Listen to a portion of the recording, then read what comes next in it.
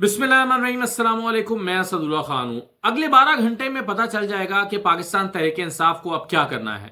12 घंटे में पता चल जाएगा कि अगला लाहेअमल क्या है, डायरेक्शन क्या लेनी है, किधर को जाना है, क्या होना है। ये सब अगले 12 घंटे में पता चल जाएगा। आज पीटीआई का पूरा दिन बड़ा कंफ्यूजन में गुजरा है। पाकिस्तान तहरीक इंसाफ बड़ी कंफ्यूज रही है। कोई पता नहीं है किसको क्या बयान देना है, क्या बात करनी है, क्या नैरेटिव लेना है, क्या फैसला करना है, बुशरा बीबी के बारे में क्या कहना है, उनके फैसलों के बारे में क्या बात करनी है, पीटीआई के साथ जो हुआ उसका जिम्मेदार कौन है, पार्टी को इससे फायदा हुआ है, नुकसान हुआ है, नैरेटिव क्या बनाना है, कोई पता नहीं है। हर कोई अपने मुताबिक बात कर रहा है। बैरिस्टर साहब कुछ कह रहे हैं, बैरिस्टर साहब कह रहे हैं कि इमरान खान ने तो संजानी में जाने की इजाजत दे दी थी। मतलब वो ये कहना चाह रहे हैं कि ये इजाजत इमरान खान ने तो दे दी थी कि संजानी चले जाओ, लेकिन बुशरा बीबी नहीं मानी।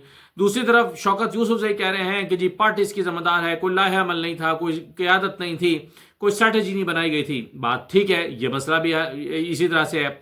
अलीमा खान कह रही हैं कि क़यादत गायब थी, यानी एक और तरीके से उन्होंने, मैंने पिछली वीडियो में बात की थी कि मैनेजमेंट नहीं थी, साउंड सिस्टम नहीं था, क़यादत नहीं थी।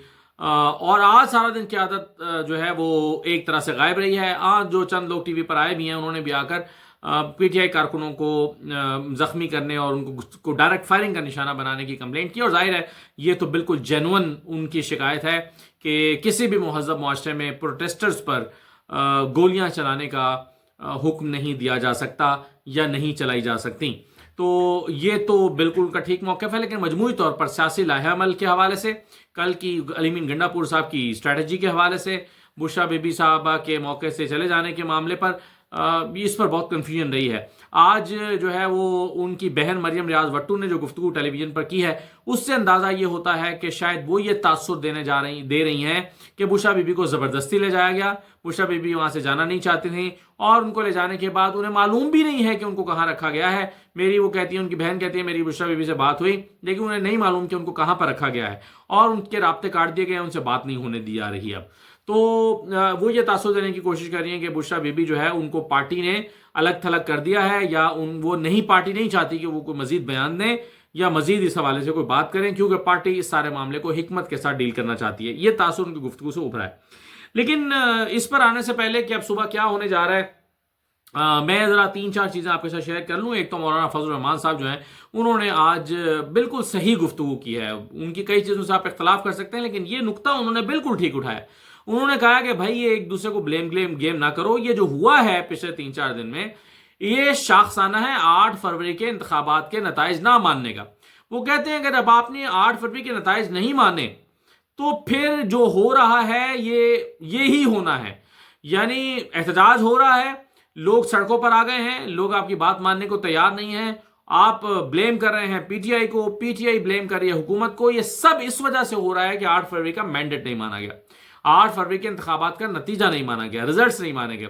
ये बिल्कुल ठीक कहा मौलाना फजल रहमान ने कि अगर 8 फरवरी के नताइज मान लिए गए होते तो ये आज ये दिन ना देखना पड़ रहा होता, बल्कि बस एक हुकूमत बन जाती और हारने वालों को भी पता होता कि हाँ हम हारे हैं, जीतने वालों को भी पता होता कि हाँ हम जीते हैं, हमने हुकूमत बनाई है। वो हुकूमत अपने अच्छे बुरे की खुद जिम्मेदार होती, और यही होता है पूरी दुनिया में। डोनाल्ड ट्रंप को कोई नहीं चाहता था इस्टेब्लिशमेंट और ताकतवर हलकों में कि डोनाल्ड ट्रंप सदर बने, लेकिन जब वो इलेक्शन जीत गए हैं, लोगों ने उनको वोट डाल दिया है, तो अब वो अच्छे हों या बुरे हों, वही मुल्क के सदर बनेंगे अगले 4 साल के लिए।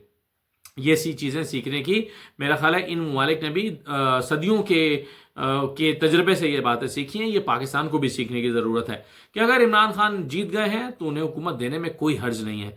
कुछ नहीं हो जाएगा, कोई तूफान बर्पा नहीं कर देगा, कोई मुल्क का सौदा नहीं कराएगा इमरान खान, कोई ऐसी चीज़ नहीं कर देगा जिससे मुल्क जो है वो तबाह बर्बाद हो जाएगा। यानी ज़्यादा से ज़्यादा बुरा यही हो सकता है ना कि आप जिसको हुकूमत दें वो उतना अच्छा परफॉर्म ना करे, यही हो सकता है ना ज़्यादा से ज़्यादा। तो वो तो फिर अब भी हो रहा है, यानी अगर नुकसान होना है तो वो तो इस सूरत में भी मुल्क का हो रहा है। तो जो हुकूमत जो इलेक्शन जीते, जो जीते, जरदारी साहब जीत जाए जेन्युइनली, मगर किसी के इंटरवेंशन के बगैर जरदारी साहब जीत जाए, उनको हुकूमत करने दी जाए। कोई ये ना कहे कि जी उनको ये मुल्क के लिए नुकसानदेह हैं और ये करप्ट हैं और ये वो उसको अवाम ने वोट जेन्युइनली मगर हो, जो जेन्युइनली जीते उसको जीतना चाहिए। तो मौलाना फजल रहमान साहब ने ये सही कहा। उन्होंने कहा कि जब तक ये गलती रेक्टिफाई नहीं होगी, जब तक इस गलती का इजाला नहीं होगा, تب تک مسئلہ حل نہیں ہو سکتا. جب تک آپ 8 فروری کے انتخابات میں مینڈیٹ نہ دینے کا ازالہ نہیں کریں گے, چاہے وہ مینڈیٹ دے کر کریں چاہے وہ ری الیکشن کرا کر کریں, جب تک اس کا ازالہ نہیں ہوگا یہ لڑائی چلتی رہے گی. یعنی بظاہر حکومت کو یہ لگ رہا ہے نا کہ پی ٹی آئی کے کارکنوں کو ہم نے مار بھگایا ہے, تو کیا یہ چیپٹر کلوز ہو گیا؟ کیا تحریک انصاف آج کے بعد انتخابات کا مطالبہ کرنا یا اپنے مینڈیٹ کی واپسی کا مطالبہ کرنا بند کر دے گی؟ کیا یہ ڈسٹ بیٹھ جائے گی؟ کیا یہ گرد زمین پر آ جائے گی؟ یہ کیا ہوگا؟ کیا یہ چیپٹر ختم ہو گیا ہے؟ ایسا نہیں ہے, بلکہ اب شد و مت کے ساتھ اٹھے گا, زیادہ زور کے ساتھ اٹھے گا, زیادہ اس پر بات ہوگی. حکومت نے یہ حکمت عملی بنا کر اپنے لیے اور مشکلات کھڑی کی ہیں. یہ اب زیادہ اپوزیشن کی جماعتیں زیادہ زور کے ساتھ اس معاملے پر بات کریں گی.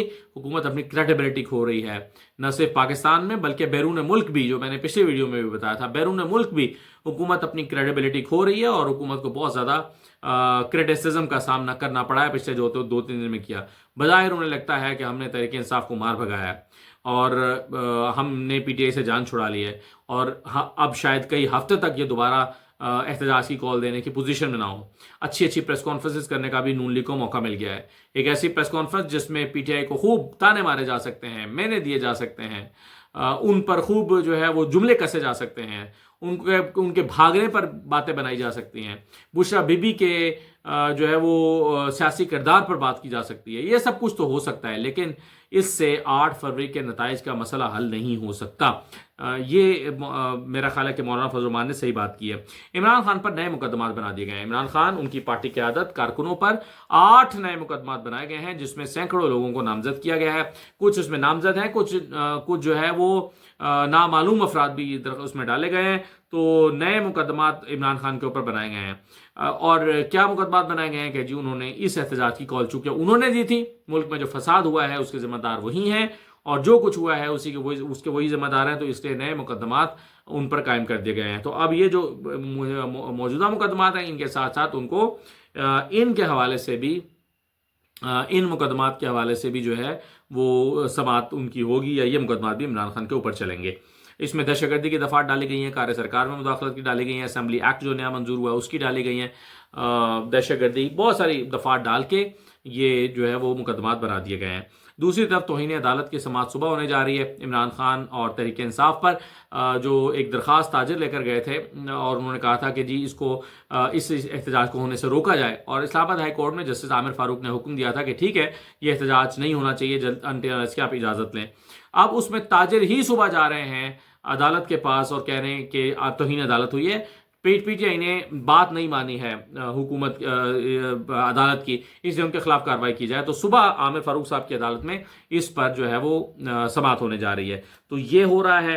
اور اس کے علاوہ دیکھیے علی امین گنڈا پور صاحب نے آج جو ہے وہ خطاب کیا, اور انہوں نے ظاہر اپنے مخصوص لب و لہجے میں دبنگ خطاب کیا. انہوں نے کہا کہ سنائپر بٹھا کر ہم پر حملہ کیا گیا, بلڈنگز میں سنائپر بٹھائے گئے, اوپر چھتوں پر سنائپر بٹھائے گئے, اور وہ اس وقت سوشل میڈیا پر ویڈیو وائرل بھی ہے جس میں دکھایا جا رہا ہے کہ چھت کے اوپر کچھ لوگ کھڑے ہیں اور وہ ان کے بارے میں کہا جا رہا ہے کہ سنائپرز ہیں اور انہوں نے شوٹ کیا ہے عوام کو. بہرحال یہ سب آج جو ہے وہ اس پر تو بات ہو رہی تھی. علی امین گنڈا پور نے کہا کہ سنائپر بٹھائے گئے, انہوں نے کہا کہ ڈائریکٹ عوام کو گولیاں ماری گئی ہیں اور میں اس کا عینی شاہد ہوں. انہوں نے کہا کہ واپسی پر راستہ روکنے اور جان سے مارنے کے لیے اقدامات کیے گئے, اس کو میں جلد سامنے لے کر آؤں گا کہ کیسے اقدامات کیے گئے, کیسے روکا گیا, اور ہمیں روک کر جان سے مارنے کی کوشش کی گئی بشرا بی بی کو اور علی امین گنڈا پور کو. انہوں نے کہا کہ اگر ہمیں ایسے روکو گے تو پھر ہم دوسرے طریقے سے آئیں گے. یہ انہوں نے پھر دھمکی بھی دی کہ اگر ہمیں گولیاں مار کر روکو گے تو پھر ہم اور طریقے سے آئیں گے, دوسرے طریقے سے آئیں گے. تو یہ علی امین گنڈا پور نے کہا. علی امین گنڈا پور کو نے صحیح کیا کہ وہ سامنے آئے اور انہوں نے اپنی پوزیشن واضح کی, اپنا رد عمل دیا. لیکن پاکستان تحریک انصاف کے مجموعی طور پر رہنما آج ایک دفاعی پوزیشن پر رہے, خاموش رہے, غائب رہے, اور انہوں نے حالانکہ شاید ہونا تو یہ چاہیے تھا کہ وہ آ کر حکومت کے جو اقدامات تھے اس کو کریٹیسائز کرتے, اپنے کارکنوں کو مارے جانے کے معاملے پر گفتگو کرتے، تفصیلی گفتگو کرتے اور اس پر back to back press conferences ہوتی، لیکن تحریک انصاف ایسا لگتا ہے کہ اپنے مسائل میں الجھی ہوئی ہے، آپس کی پوائنٹ سکورنگ میں الجھی ہوئی ہے، مورد الزام ٹھہرانے کے معاملے پر الجھی ہوئی ہے کہ کون ذمہ دار ہے، کیا ہوا، کون اس کا۔ حالانکہ تحریک انصاف نے بہت کچھ گین بھی کیا ہے۔ تحریک انصاف نے ایک ایسا احتجاج کر کے دکھایا ہے جو تاریخ میں نہیں ہوا۔ تحریک انصاف نے ایک ایسا احتجاج کر کے دکھایا ہے جس میں انہوں نے اپنا وعدہ پورا کیا ڈی چوک میں جانے کا۔ تحریک انصاف نے ایک ایسا احتجاج کر کے دکھایا ہے جس میں اس کے کارکنوں، جن کے بارے میں کہا جاتا ہے کہ وہ برگر کارکن ہیں، انہوں نے ثابت کیا کہ نہیں وہ سختیاں جھیل سکتے ہیں، حکومت کی فسطائیت کا مقابلہ کر سکتے ہیں۔ تو تحریک انصاف نے بہت کچھ گین کیا ہے، لیکن حیران کن طور پر پوری پارٹی دفاعی پوزیشن پر ہے، گھبرائی ہوئی ہے، پریشان ہے، بیک فٹ پر ہے۔ تو مجھے نہیں پتا کہ تحریک انصاف نے یہ اسٹریٹجی کیوں بنائی ہے، اور اگر سوچ سمجھ کے بنائی ہے تو پھر تو نہایت کمزور اسٹریٹجی ہے، اور اگر بس آج سب نے خاموشی اختیار کی ہے تو پھر یہ ایک اور بات ہے۔ یہ جو آج تاثر سارا دن دیا جاتا رہا نا حکومتی پریس کانفرنس سے کہ ریاست جیت گئی ہے، عوام ہار گئے ہیں، عوام نہیں ہارتے، ریاست اس طرح نہیں جیتی، عوام کو ہرا کر ریاست نہیں جیتتی، ریاست ہمیشہ عوام کی جیت کے ساتھ جیتتی ہے۔ یہ کوئی عوام پاکستان کے عوام ہیں، یہ دشمن ملک کے عوام نہیں ہے، یہ پاکستان کے عوام ہے۔ اور جو ہے وہ یہ جو آج بدترین تشدد عوام پر ہوا ہے، گولیاں مارنا اور نہ مارنا، تو چلیے اگر میں حکومت کا موقف مان بھی لوں کہ انہوں نے گولیاں نہیں ماری، جو کہ گولیاں چلنے کا تو میں عینی شاہد ہوں، گولیاں چلی ہیں، گولیوں چلنے کی آوازیں آتی رہی ہیں، اس کا تو میں عینی شاہد ہوں، لیکن ظاہر ہے میرے سامنے کوئی بندہ نہیں مرا۔ اگر میں بات مان بھی لوں حکومت کی کہ بندہ نہیں مرا، تو اس کے علاوہ بھی جو کچھ ظلم و ستم ہوا ہے، جو آنسو گیس مارے گئے، جو نماز پڑھتے ایک شخص کو کنٹینر سے نیچے دھکا دے کر پھینک دیا گیا، اور جو کچھ بہت کچھ ہوا، تو یہ سب کچھ جو ہوا ہے یہ حکومت نے عوام کے ساتھ اپنا فاصلہ پیدا کر لیا ہے، عوام کو اپنے سے اور دور کر لیا ہے، لوگوں کی نفرت کو اور اپنے سمیٹ لیا ہے، یعنی لوگوں کے دلوں میں اور نفرت پیدا کی ہے اس حکومت نے اپنے لیے۔ تو یہ کہنا کہ حکومت جیت گئی ہے یہ بالکل غلط تاثر ہے۔ حکومت جیت گئی ہے، حکومت بظاہر جیت گئی ہے، لیکن حکومت ہار گئی ہے، کیونکہ اس کے دور رس اثرات مرتب ہوں گے، اس بات کو حکومت کو پتہ ہونا چاہیے۔ اب آخر میں آ جائیے کہ صبح 12 بجے اگلے 12 گھنٹے میں کہہ رہا ہوں ہونے جا رہا ہے، تو کیا ہونے جا رہا ہے؟ دیکھیے کل عمران خان کا کیس ہے، توشہ خانہ 2 کا غالباً کیس ہے، یا مطلب ان کے کیسز میں سے ایک کیس ہے، تو صبح اس کی سماعت ہونے جا رہی ہے۔ اب جو سماعت صبح ہونے جا رہی ہے اس میں عمران خان کا جو ہے وہ سامنا ہوگا صحافیوں کے ساتھ، ان کا سامنا ہوگا پارٹی لیڈرشپ کے ساتھ۔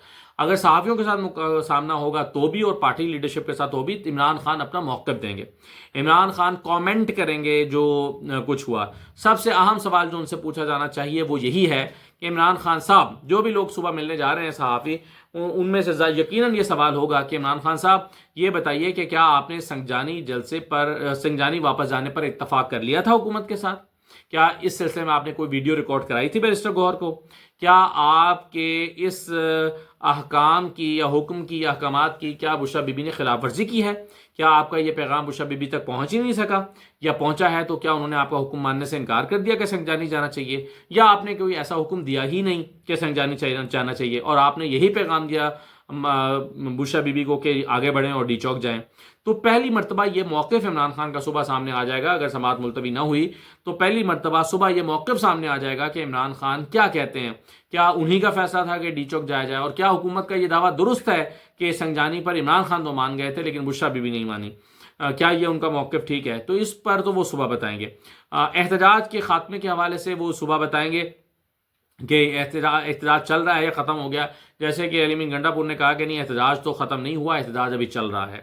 تو اس حوالے سے ہم دیکھیں گے کہ کیا کہتے ہیں عمران خان صاحب، اور پھر اپنے فیوچر کے بارے میں یا سیاسی پی ٹی اے کے سیاسی مستقبل کے بارے میں وہ کیا سوچ رہے ہیں، اور کیا وہ آئندہ دوبارہ چند عرصے میں یا تھوڑے عرصے میں کیا عمران خان دوبارہ احتجاج کی کال دے سکتے ہیں؟